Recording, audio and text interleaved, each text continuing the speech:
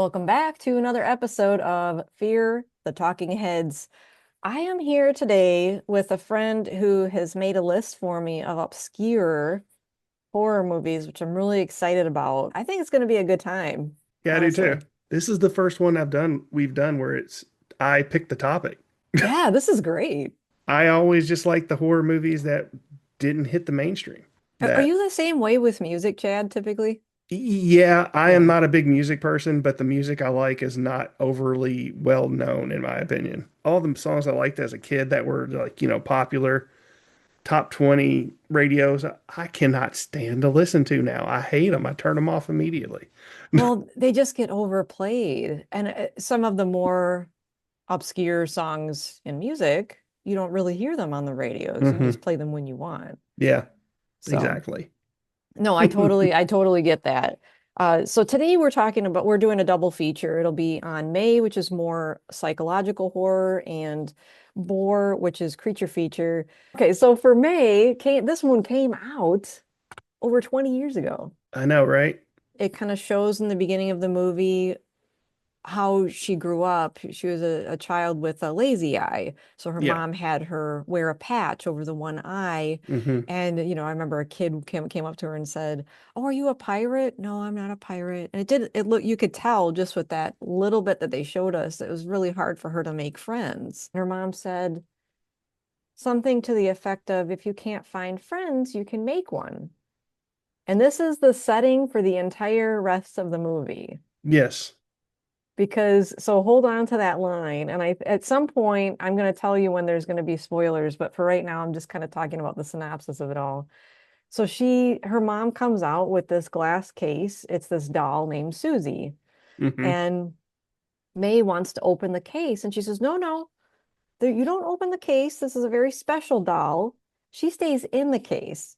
So her mom has just given her this really nice gift that's supposed to be a friend for her, but she's not allowed to touch it. She can't take it out to hold it. But then as an adult, works at a vet clinic, she sees a guy that she really likes, Jeremy Sisto, who So plays the brother in 6 Feet Under, if you're fans of that show. he And also did a really great rendition of Batman in an animated one of those direct to DVD animated movies. He's also in a great movie called Suicide Kings. Jeremy Sisto, beautiful man, especially back then.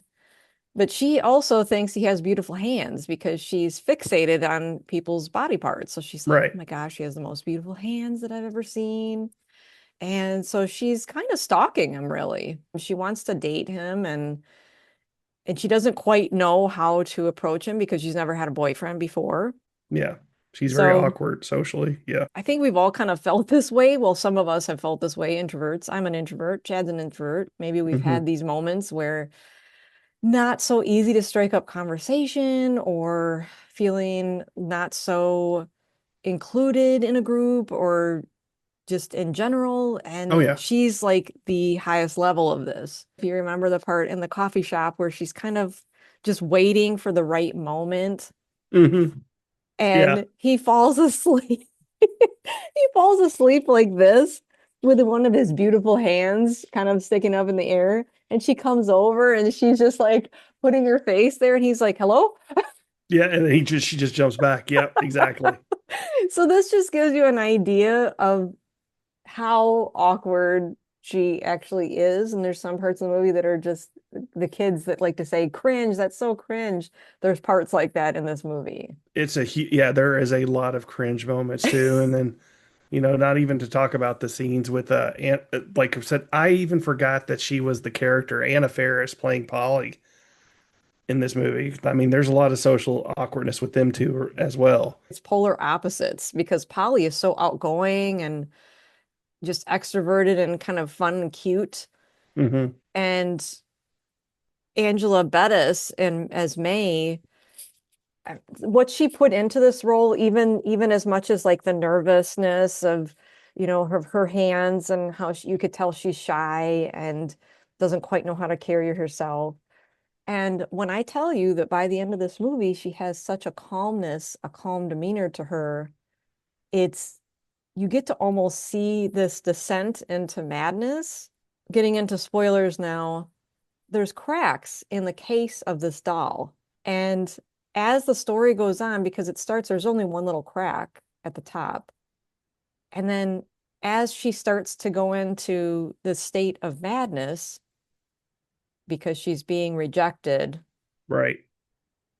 she's getting upset. There's more cracks happening in the case, and the cracks are symbolism for cracks in her demeanor, cracks in the facade, becoming more fragile, putting herself out there in the world. Yeah. And I just thought that that was a really cool way of storytelling because you're seeing her and then the camera's going to the doll a lot too throughout the movie to say, hey, Exactly. this what's And it's happening to this her. weird, creepy gothic novel, gothic doll. She starts to be so fixated on people's body parts, like Polly's neck. She's like, "Oh, you have the most beautiful neck." And Adam, at one point, when he says, "Okay, well, I have to go now," and she's like, like saying goodbye to his hands. "Okay, hands, see you later." Yeah. Like, oh my gosh.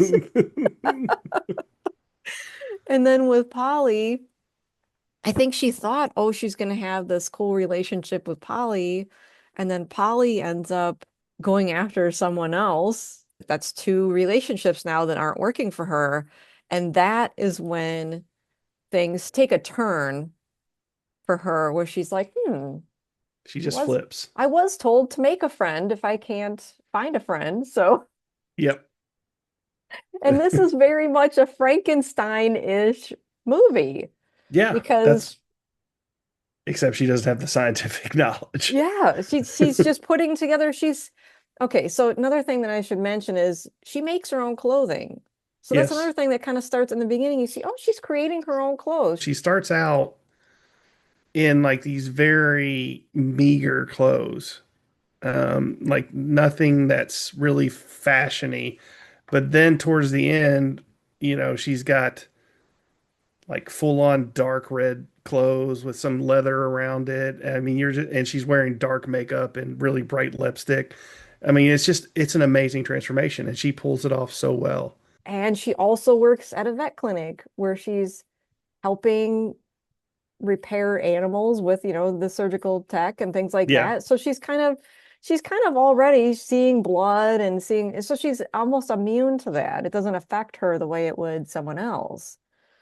And she's starting to read this book about amputations. You're like, oh, where is this going?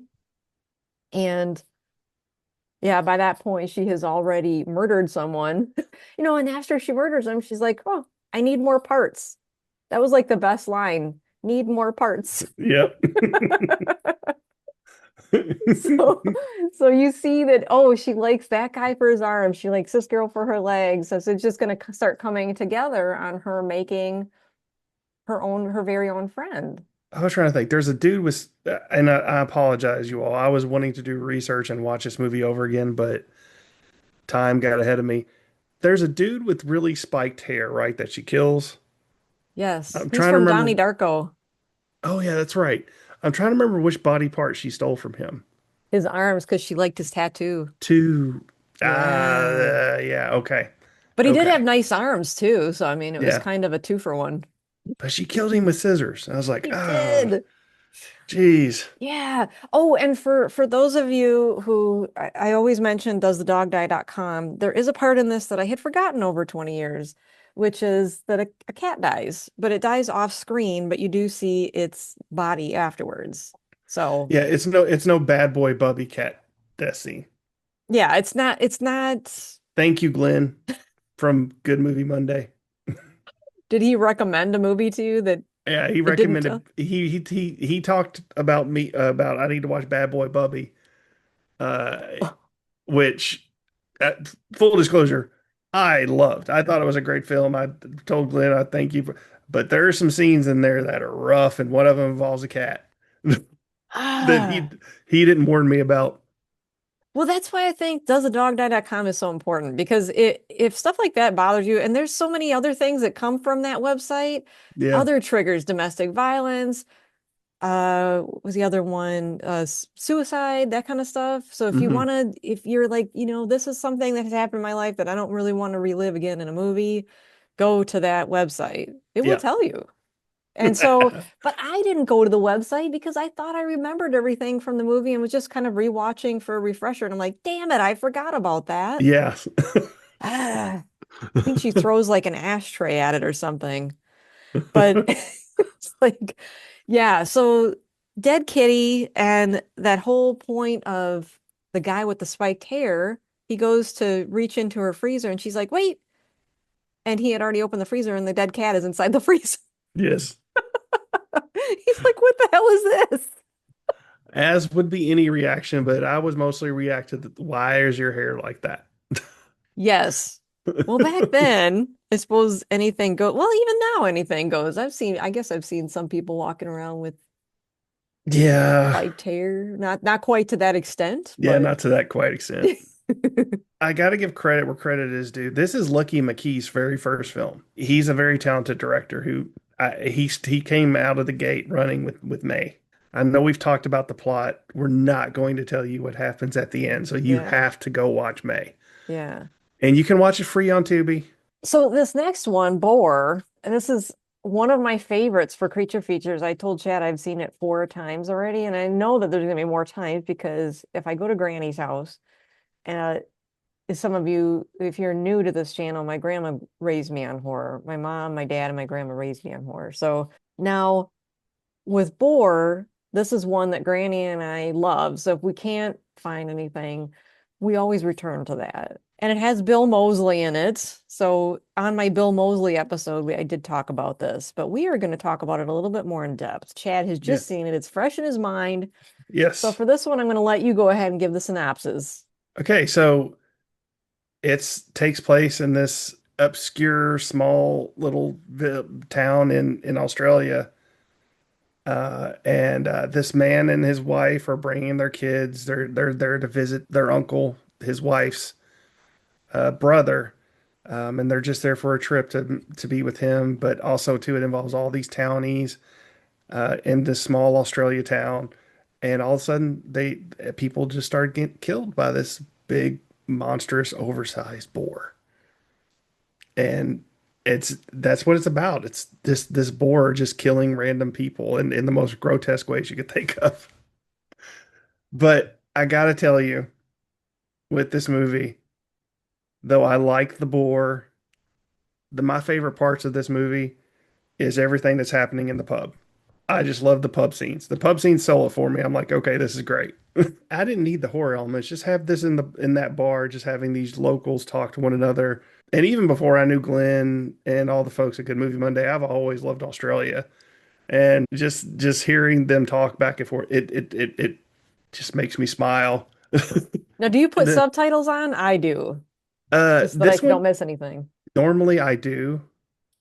This one for some reason I forgot to turn them on, but it didn't catch me. I didn't realize it that it wasn't on because I was just engulfed in them. Yeah, well, you can see now why I've watched it 4 times. It isn't just the bore. It's a great creature feature, but like Chad mentioned, there's great dialogue. It's people that Yeah. are, and it doesn't feel like acting. It feels like that, like you could walk into this bar and hear them Yeah. talking like Yeah, this. they're just having drinks for some reason. Again, they all see it's in the middle of the day. Like, where are these people working?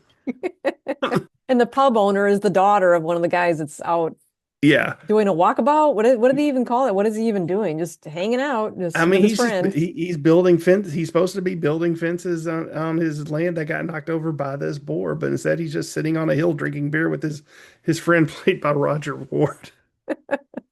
Which Roger Ward, if you don't know him, he's in a lot of great films. Like he's in Mad Max. He's in Quigley Down Under. Oh my God, who else? I'm pulling him up real quick. Turkey Shoot. He is like just one of these character actors from Australia. He's been in a lot of other stuff that you could check out. But I just couldn't believe I saw him in this. And you know who else just boggled my mind as to why he's in this? Nathan Jones. Nathan Jones, I loved him in this movie. Yeah. He's Uh, part of what made the movie.